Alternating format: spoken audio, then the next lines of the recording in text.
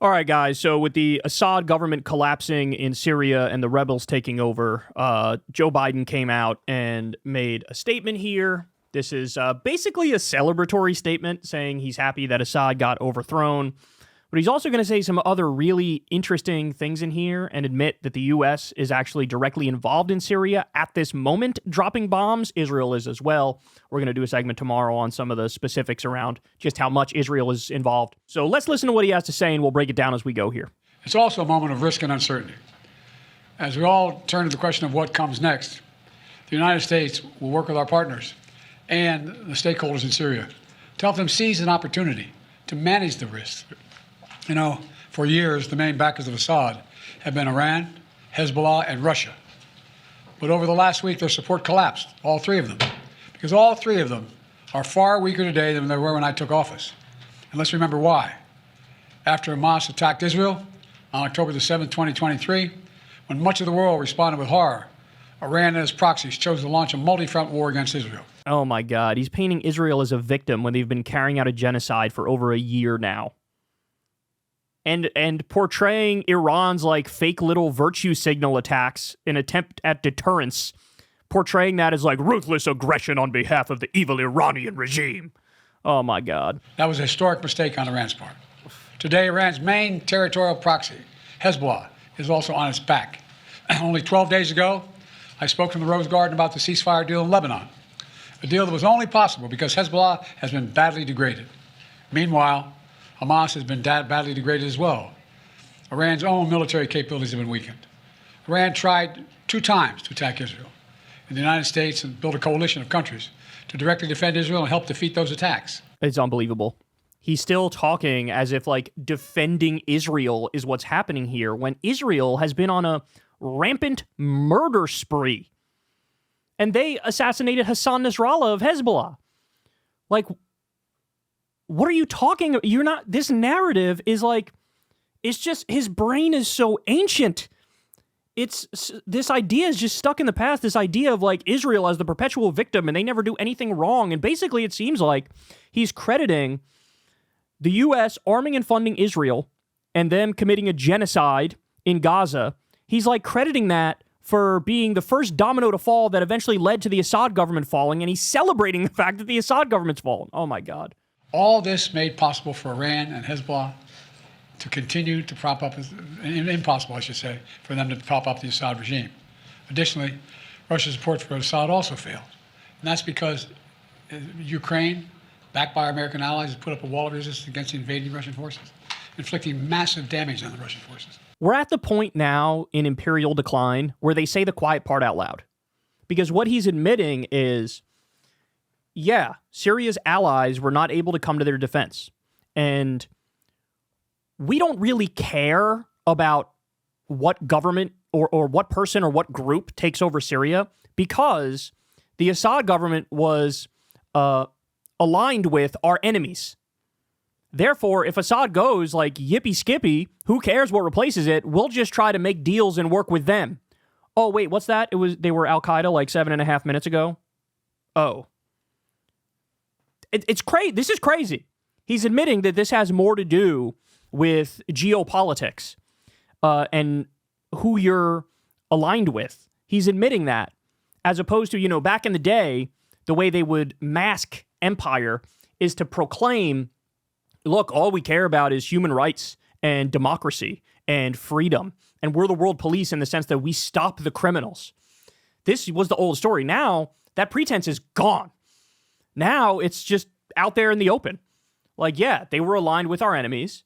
And so therefore, we would love it if the Syrian government gets murked. And then that opens up the door for us to be up in this chess game again. Jesus Christ. And that has left Russia unable to protect its main ally in the Middle East. Excuse my cold. The upshot for all this is, for the first time ever, neither Russia nor Iran nor Hezbollah could defend this abhorrent regime in Syria. The abhorrent regime in Syria, as we are arming and funding a country that is murking tens of thousands of innocent women and children and starving all of North Gaza, and they have concentration camps where they grape Palestinians fanally to death. we live in hell, bro. We really live in hell. Holy shit. Because all of the blows that Ukraine, Israel have delivered upon their own self-defense with unflagging support of the United States. Over the past... He's literally bragging about the money and weapons we give Israel right now. Think about how depraved you have to be and how thoroughly you have to dehumanize Palestinians in order to still brag about this. When we know 90% of the dead are innocent civilians, when we know Amnesty International just came out last week and said, yeah, Israel is committing a genocide. Amnesty International. We're talking about these like independent third-party organizations that are like, yeah, we looked at the evidence and it's a genocide. And he's still bragging about the support he's giving to Israel. 4 years, my administration pursued a clear and principled policy towards Syria. First, we made clear from the start, sanction on Assad would remain in place unless he engaged seriously in a political process to end the civil war, as outlined by the UN Security Council resolution passed in 2015.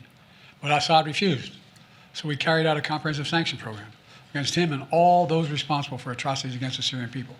Second, we maintained our military presence in Syria, our counter-ISIS, to counter the support of local partners as well on the ground, their partners, never ceding an inch of territory, taking out leaders of ISIS, ensuring that ISIS can never establish a safe haven there again.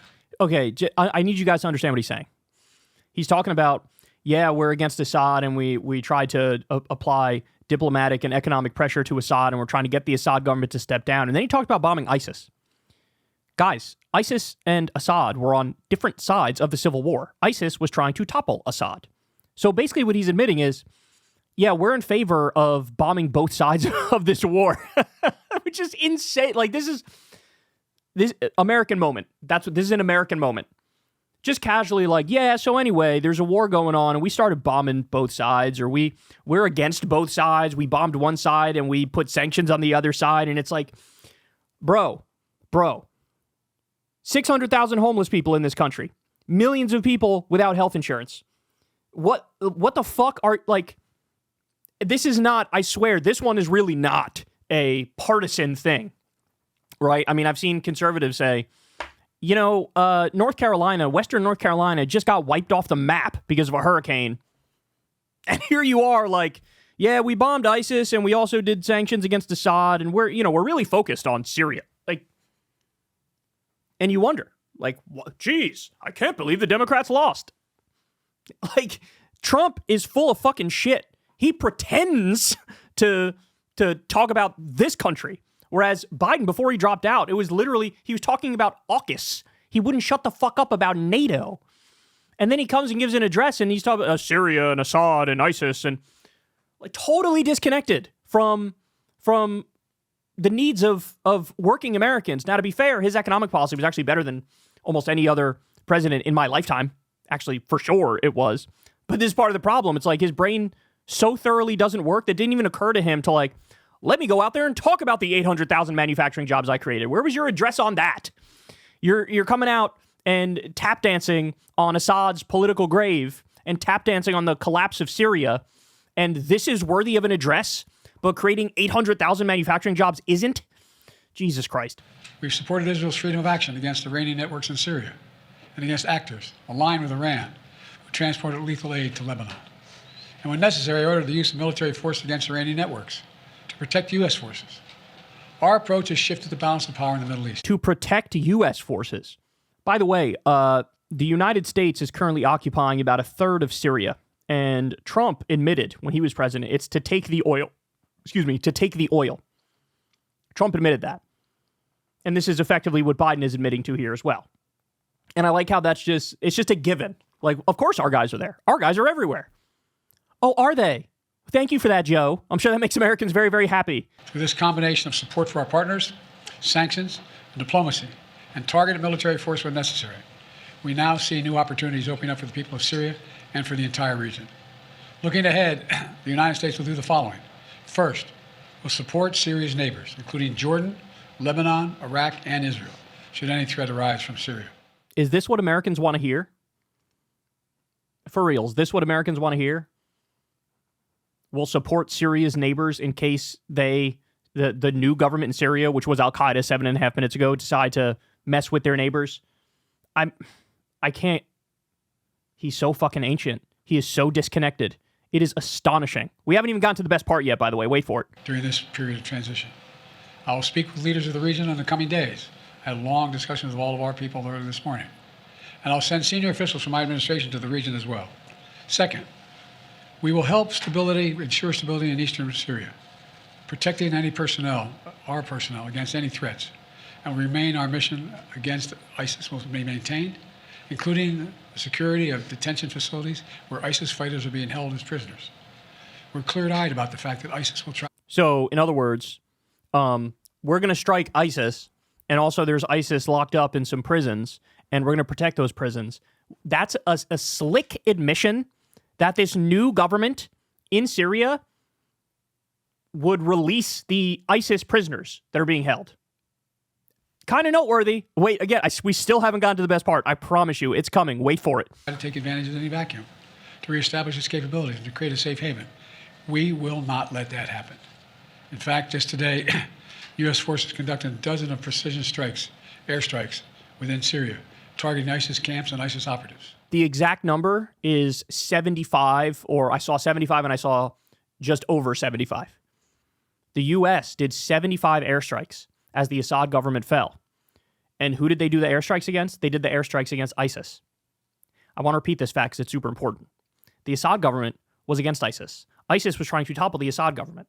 The U.S. is both celebrating that the Assad government got overthrown and talked about how we're also bombing the rebels who were trying to overthrow Assad. It's a paranoid, schizophrenic foreign policy. It truly is. And look, this is where you open the door for people to point out, well, hold on now, why would you have a policy of like, we're actually against both sides and we're going to bomb both sides and stuff, bro? Why would you do that? Oh, right. War is very, very profitable for a colossal industry in this country. I've said this before, but our welfare is warfare. We have the military-industrial complex operates in 50 out of 50 states. We create so many bombs, so many weapons, so many tanks, so many planes, so many drones. It's such a massive industry here. And so in that scenario, it's like, well, we got plenty to spare. Sell this stuff. By the way, we arm 73% of the world's dictatorships, just so you know, in case you thought this was a principled stand against dictatorships. No. And this is an instance of let's arm both sides, let's fight both sides. More on that in a minute, too. Engage with all Syrian groups, including within the process led by the United Nations, to establish a transition away from the Assad regime toward independent, sovereign, I want to say it again, sovereign Syria, with a new constitution, a new government that serves all Syrians. And this process will be determined by the Syrian people themselves. And the United States will do whatever we can to support them, including through humanitarian relief, to help restore Syria after more than a decade of war and generations of brutality by the Assad family. And finally, we will remain vigilant. Make no mistake, some of the rebel groups that took down Assad have their own grim record of terrorism and human rights abuses. We've taken note of statements by the leaders of these rebel groups in recent days, and they're saying the right things now. What he's saying is the leader of HTS, that is the rebel group that just took Damascus and won the civil war. What he's saying is, yeah, we know they're terrorists. We know they're Al-Qaeda. But also, he got a puff piece in CNN which tried to pretend like he rebranded into this moderate secular liberal. And so, hey, we'll give him a chance, bro. Oh, my God. Oh, my God, bro. But as they take on greater responsibility, we will assess not just their words, but their actions. We'll really hold them accountable in the same way that we hold Israel accountable, in the same way that we hold Saudi Arabia accountable. Oh, yeah, we're going to be all on top of it to make sure they're abiding by human rights and international law. We are mindful that there are Americans in Syria, including those who reside there, as well as Austin Tice, who was taken captive more than 12 years ago. Yeah, he's mindful of the Americans in Syria in the same way that he was mindful of Americans in the Palestinian territories. I'm sure, buddy. All right, let me give you some more on this, guys. This is an article from August 31st, 2015. General Petraeus said, we should use al-Qaeda fighters to beat ISIS fighters. To take down the so-called Islamic State in Syria, the influential former head of the CIA wants to co-opt jihadists from America's arch foe. In other words, since ISIS is more extreme than al-Qaeda, let's go ahead and arm the people who did 9/11 to us. Because, hey, The enemy of my enemy is my friend, and we'll arm al-Qaeda, they'll fight ISIS, and I'm sure there will be no long-term consequences to giving al-Qaeda money and weapons. That's literally how we got Osama bin Laden in the first place. We were aligned with him when he was fighting the Soviet Union. Oh my God. I'm not done. This is an article from March 27th, 2016. In Syria, militias armed by the Pentagon fight those armed by the CIA. Well, that's good. That's good. We love that, don't we? Okay, guys, this is... I've talked about this before in the Syrian civil war. So you have the Assad government, their Shia Alawite government aligned with Russia, Iran, etc., right? You have... Originally, there was this group called the Free Syrian Army, which is like former government officials in the Syrian government who defected and said Assad's got to go. And the Free Syrian Army was viewed as the truly like moderate force in the region, right? And it was a lot of like regular people who have regular jobs who were sick of the shit and they wanted to fight Assad and topple Assad. Well, the Free Syrian Army barely exists anymore, right? Because usually when there's a war, the moderates don't hang around for a decade. They end up fleeing. The ones who remain are the extremists. So Free Syrian Army is gone. Then you have Al-Nusra Front, which is an offshoot of Al-Qaeda. It's a brand of Al-Qaeda. And you have ISIS. They were both trying to topple the Assad government. But then you also have the Kurds. And the Kurds are sort of in a weird, unique position because Kurds occupy different places in a lot of different countries, and they kind of want their independent Kurdistan, but they don't have their independent Kurdistan. And so they were kind of put between a rock and a hard place. And some of them, I guess, were anti-Assad. Some of them were pro-Assad. But you had this mishmash of all these people against the Assad government, and the U.S. was at one point was like, yeah, let's arm the moderate rebels to take down Assad, because our big thing is we're against Assad because of geopolitically who he's aligned with, right? And that's when you started getting articles like this. This one is from 2016. U.S.-backed moderate rebels behead a child near Aleppo. It's the kind of stomach-wrenching brutality you'd associate with ISIS, except this time it's American armed rebels who are cutting off a boy's head. That's good. Good stuff. Good stuff. So, I mean, this goes to show you the late-stage empire, the paranoid schizophrenia of our foreign policy, how idiotic it is, how we're playing with fire in a way that is, like, almost comically stupid. And so now the Assad government is gone, and what's going to come after it? Well, I mean, I don't think... You don't have to look far to see recent similar examples. What happened when Saddam Hussein was taken out of Iraq? Oh, that's right. It went to shit, and that's where you got ISIS to rise up.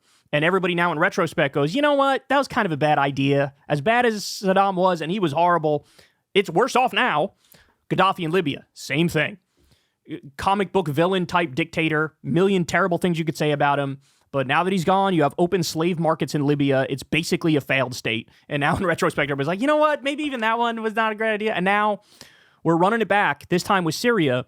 But again, the part about this, which is so mind-numbingly stupid, is that it's literally Al-Qaeda rebels who 7.5 minutes ago were Al-Qaeda, and they're doing a fake rebrand, and they're like, you know, I don't know about these guys, but we'll give them a chance. All right. Okay. You'll give them a chance. All right. And again, look at the disconnect here, where it's like, we are so happy Assad is gone, and that's why we were bombing strongholds of the ISIS rebels who were also fighting Assad, and we bombed them 75 times on the day that Assad fell. What the fuck? What the fuck? Oh my God. Oh my God. And yeah, look, the obvious point to make at the end here is like, you know, foreign policy is a spectrum, and it ranges from like, you know, you got pacifism, which is something pretty much nobody supports. Pacifism is like, even if you get attacked, you don't respond. That's sort of crazy, right? You have like isolationism and non-interventionism.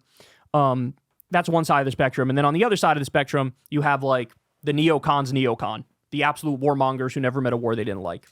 And the way our country acts right now is,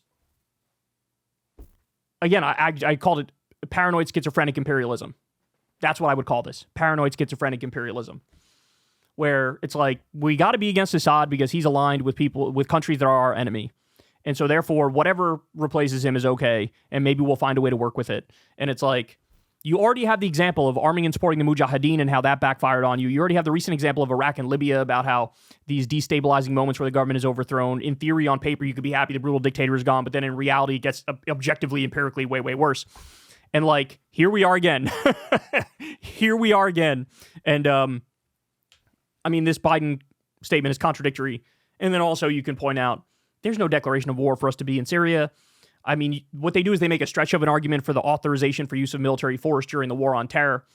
But that was originally for Al-Qaeda. And now they're using it to bomb ISIS as an Al-Qaeda affiliate took over the government in Syria, right? So, I mean, what a joke. It's all a joke. We are crumbling. We are pathetic as an empire. And in just a second, I'm going to get to what Trump said. And what Trump said is just as stupid as what Biden said. Hey, y'all, do me a favor and like and subscribe. It helps out big time in the algorithm. Click the bell as well for notifications when videos drop. And watch that video on screen right now. You know you want to.